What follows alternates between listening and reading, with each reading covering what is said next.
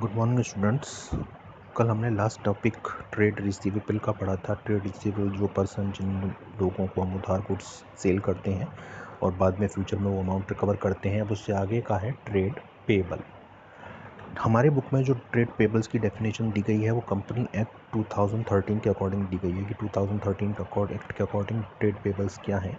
तो trade payables are those person from whom we purchase goods और services on credit basis and we promised him to pay their certain amount in future। यहाँ दे रखा है, आप line देखेंगे तो trade payable are those person from whom we have either purchase goods and services on credit.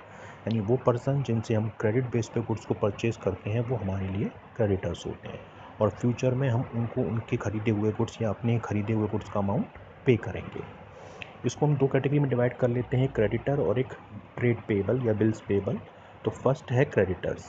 Creditors normally वो person होते हैं जिनसे हम बिज़नेस में जो गुड्स प्रोड्यूस हम करते हैं उसको बनाने के लिए जो रॉ मटेरियल या इक्विपमेंट वगैरह की हमें ज़रूरत होती है उसे हम क्रेडिट बेस पे परचेज करते हैं। ये रखा है कि creditors are person from whom we purchase goods और सर्विसेज ऑन क्रेडिट। ये लोग तब तक हमारे क्रेडिटर बने रहते हैं जब तक कि वो हमें हमारे ड्यू का यानी हम जिनको जब तक उनके ड्यू का पेमेंट ना कर दें तब तक वो हमारे लिए क्रेडिटर बने रहते हैं। जैसे यहाँ पे एग्जांपल दे रखा है कि हमने एक्स कंपनी से 10,000 रुपीज़ का गुड्स परचेज़ किया, हमने 3,000 रुपये उसे पे कर दिए हैं, तो यानी वो हमारे लिए यानी एक्स लिमिटेड हमारे लिए 7,000 रुपये का क्रेडिटर है। यानी हमें फ्यूचर में उसे 7,000 रुपये अभी पे करना बाकी है। क्रेडिटर्स जो होते हैं वो हम बैलेंस शीट में शो कराते हैं, वो भी किस साइड, करंट लायबिलिटी में। ठीक है, एक हेडिंग होती है करंट लायबिलिटी, उसमें इसको शो कराया जाता है। आप आगे पढ़ेंगे जब पढ़ेंगे। बिल्स पेबल, अगर कोई क्रेडिटर हमको फ्यूचर में एक पर्टिकुलर डेट का प्रॉमिस कर दे कि वो हमें इस डेट में वो अपने ड्यू का यानी हम उससे अगर क्रेडिटर को हम किसी पर्टिकुलर डेट का प्रॉमिस कर देते हैं वो भी रिटर्न में, तो वही क्रेडिटर फिर बिल्स पेबल कहलाता है। यानी हमने किसी से गुड्स परचेज़ किया तब वो हमारे लिए क्रेडिटर है, लेकिन अगर हम उसे एक पर्टिकुलर डेट का रिटर्न प्रॉमिस कर दें कि हम उसे उस पर्टिकुलर डेट को अमाउंट पे करेंगे, तो फिर ऐसे पर्सन को या ऐसे ही लोगों को हम बिल्स पेबल बोलते हैं। दे रखा है यहाँ पे, अगर आप देखें तो buyer of the good service who accept the bill of exchange drawn by seller and drawee of the bill, the acceptance of the bill exchange is become payable on buyer goods and service. यानी इसमें जो हमने bill accept किया मतलब promise किया है कि हमने जो गुड्स या सर्विस परचेज की है उसका हम पेमेंट एक पर्टिकुलर टाइम को पे कर देंगे। ये चीज़ भी बैलेंस शीट की करंट लायबिलिटी में ही शो कराई जाती है। बट डिफरेंस यही है क्रेडिटर और बीपी में, क्रेडिटर का कोई फिक्स टाइम होता नहीं है, हम उन्हें कब पे करेंगे ये श्योर नहीं है, और बीपी को हम एक रिटर्न में प्रॉमिस कर चुके हैं कि हम उनको वो अमाउंट एक पर्टिकुलर डेट को पे कर देंगे। अब अगला वर्ड है हमारा गुड्स। नॉर्मली गुड्स का मतलब कोई anything, article, anything which we use, normally हम इसको मानते हैं प्रोडक्ट को कहते हैं। लेकिन गुड्स का मतलब बिजनेस में थोड़ा अलग है। जिन चीज़ों का हमारा बिजनेस है, the dealing item we used in our business is called goods. यानी जिन चीज़ों को हम प्रोडक्शन करने के पर्पज़ से या रीसेल करने के पर्पज़ से परचेज़ करते हैं उन चीज़ों को हम गुड्स कहते हैं। दे रखा है, लेकर आप यहाँ देखें तो गुड्स रेफर द, पहली लाइन में, the goods refer the product of which the firm is dealing, that is it is buying and selling the product और it producing the product and selling it. यानी वो goods जो हम resale करने के purpose से purchase कर रहे हैं या प्रोडक्शन में यूज़ करने के पर्पज़ से परचेज़ कर रहे हैं मटेरियल वगैरह, वो चीज़ हमारे लिए गुड्स है। नॉर्मल बिजनेस डीलिंग आइटम के अलावा अगर हम कोई चीज़ परचेज़ करते हैं तो वो गुड्स की कैटेगरी में नहीं आती। गुड्स स्टॉक का पार्ट होता है जो मैंने आपको कल बताया था। जैसे यहाँ पे एग्जांपल आपको दे रखा है कि सपोज़ कीजिए हमारा फर्नीचर का बिज़नेस है, हमने टेबल वगैरह परचेज़ की तो ये हमारे लिए गुड्स है, ठीक है। लेकिन अगर हम टेबल चेयर के अलावा कोई और आइटम परचेज़ करते हैं तो फिर वो गुड्स की कैटेगरी में नहीं आएगा। जैसे हम वो फिर असेट्स कहलाती हैं। जैसे स्टेशनरी की शॉप में हमने बुक, पेन वगैरह परचेज़ किए तो वो चीज़ हमारे लिए गुड्स है, और वहाँ पे हम टेबल चेयर परचेज़ करते हैं तो वो चीज़ फिर उस गुड्स की कैटेगरी में नहीं आएगी, क्योंकि वो डीलिंग आइटम नहीं है। केवल डीलिंग आइटम को ही हम गुड्स की कैटेगरी में काउंट करते हैं। अब देखिए नेक्स्ट जो वर्ड है वो है कॉस्ट। कॉस्ट क्या होता है कि किसी भी गुड्स को प्रोड्यूस करने में ओवरऑल लगने वाला एक्सपेंडिचर हमारा कॉस्ट कहलाता है।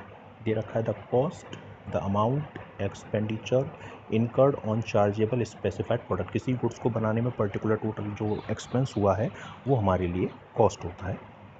अब नेक्स्ट वर्ड है वाउचर। वाउचर को जनरल लैंग्वेज में बिल्स वगैरह कहते हैं।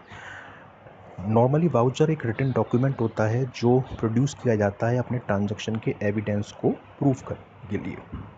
The voucher are the written document which work as a evidence of the transactions. यानी वाउचर वो रिटन डॉक्यूमेंट है जो हमारे किए गए ट्रांजेक्शनों का प्रूफ होता है, एविडेंस होता है। ये रखा है, आप देखें, the voucher is a written document prepared by the accountant providing the evidence of the business transaction. यानी अकाउंटेंट प्रिपेयर करता है हमारे बिजनेस ट्रांजेक्शन के एविडेंस को प्रूफ करने के लिए। हम जो भी ट्रांजैक्शन करते हैं हमारे पास कोई ना कोई रिटन एविडेंस उसका ज़रूर होता है। जैसे कैश मीमो, ये इस बात का प्रूफ होता है कि हमने कोई गुड्स कैश परचेज़ किया है। अगर हमने क्रेडिट परचेज़ किया है तो परचेज़ बिल, सेल किया है तो सेल बिल। अगर हम बैंक में कैश डिपॉजिट करते हैं तो जो डॉक्यूमेंट हम फिल करते हैं वो पेन स्लिप कहलाता है। तो ये सारे कोई ना कोई ट्रांजैक्शन के एविडेंस होते हैं जो हमने अपने बिजनेस में किए हैं। कई सारी डिटेल वाउचर में फिल करनी होती है कि कौन सी चीज़ डेबिट हो रही है, कौन सी चीज़ क्रेडिट हो रही है, कितने अमाउंट से हो रही है, ये सब चीज़ें वाउचर में फिल की जाती हैं। कोई भी ट्रांजैक्शन जब तक हमारी बुक्स में रिकॉर्ड केवल तभी किया जाएगा जब हमारे पास उस ट्रांजैक्शन का कोई ना कोई प्रूफ होगा। जैसे जर्नल एंट्री में हम जर्नल बुक में सबसे पहले हम ट्रांजैक्शन रिकॉर्ड करते हैं, ये हमने पढ़ा।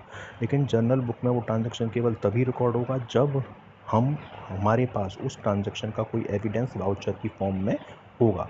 बिना वाउचर के हम कोई भी ट्रांजैक्शन अपनी बुक में रिकॉर्ड नहीं कर पाएंगे, कि हमें आइडेंटिफाई ही नहीं होगा कि कौन सी चीज़ डेबिट हुई है या कोई भी चीज़ कौन सी चीज़ क्रेडिट हुई है। वाउचर के ऊपर जो भी इसे प्रिपेयर करता है उसके साइन होते हैं, चाहे वो अकाउंटेंट हो, चाहे बिजनेस का ओनर या कोई भी ऑथराइज पर्सन।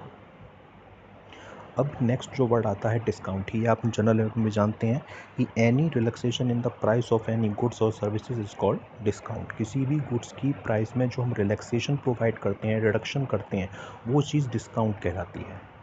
डिस्काउंट की भी दो टाइप हैं, एक ट्रेड डिस्काउंट और एक कैश डिस्काउंट। अब ये क्या होते हैं तो हम सबसे पहले पढ़ेंगे ट्रेड डिस्काउंट। जब कोई बिजनेसमैन अपना गुड्स किसी दूसरे बिजनेसमैन को सेल करता है और एक फिक्स परसेंटेज से उसकी प्राइस को कम कर देता है तो उसे हम क्या कहते हैं, हम उसे ट्रेड डिस्काउंट बोलते हैं।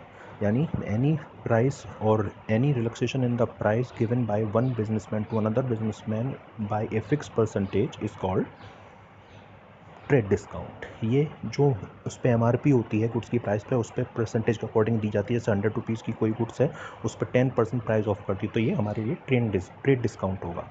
इसका मेन पर्पज़ ये होता है कि हम अपनी सेल को इंक्रीज़ करना चाहते हैं, ये हमारा मेन पर्पज़ होता है ट्रेड डिस्काउंट को प्रोवाइड करने का।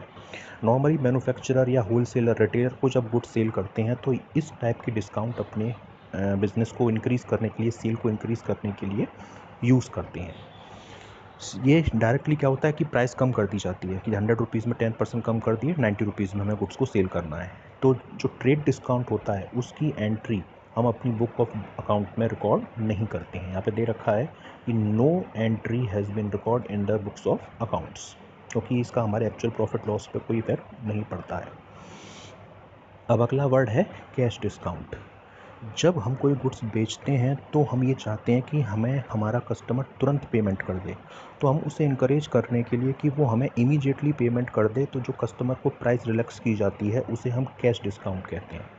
ये रखा है, debtors are allowed some discount in the amount due to induce them to make prompt payment और make payment within specified time is called cash discount. यानी अगर हम कस्टमर को ये प्रॉमिस करें या कहें कि अगर आप अभी पेमेंट करेंगे तो हम आपको 500 रुपये कम कर देंगे, या हम अपने डेटर्स को ये कह रहे हैं कि अगर आप 10 दिन के अंदर पेमेंट कर देते हैं तो हम 2% आपको प्राइस कम कर देंगे, तो ऐसी डिस्काउंट को हम कैश डिस्काउंट कहते हैं। इसका मेन पर्पज़ होता है कस्टमर को फोर्स करना कि वो प्रॉम्प्ट पेमेंट या अर्ली पेमेंट हमको कर दे, जबकि ट्रेड डिस्काउंट का मेन मोटिव सेल को इंक्रीज़ करना होता है। इसको भी हम दो कैटेगरी में डिवाइड कर लेते हैं, डिस्काउंट अलाउड और डिस्काउंट रिसीव। डिस्काउंट अलाउड वो होती है जब हम कोई गुड्स सेल कर रहे होते हैं तो कस्टमर को जो डिस्काउंट दी जाती है उसे हम डिस्काउंट अलाउड कहते हैं। और जब हम गुड्स परचेज़ करते हैं तो सप्लायर जो हमको डिस्काउंट देता है उसे हम डिस्काउंट रिसीव बोलते हैं। यानी हमारे थ्रू कस्टमर को दी जाने वाली डिस्काउंट अलाउड होती है और सप्लायर के थ्रू हमें जो डिस्काउंट मिलती है उसे हम डिस्काउंट रिसीव कहते हैं। डिस्काउंट अलाउड हमारे लिए एक्सपेंस या लॉस होता है और डिस्काउंट रिसीव हमारे लिए इनकम या प्रॉफिट का वर्क करती है।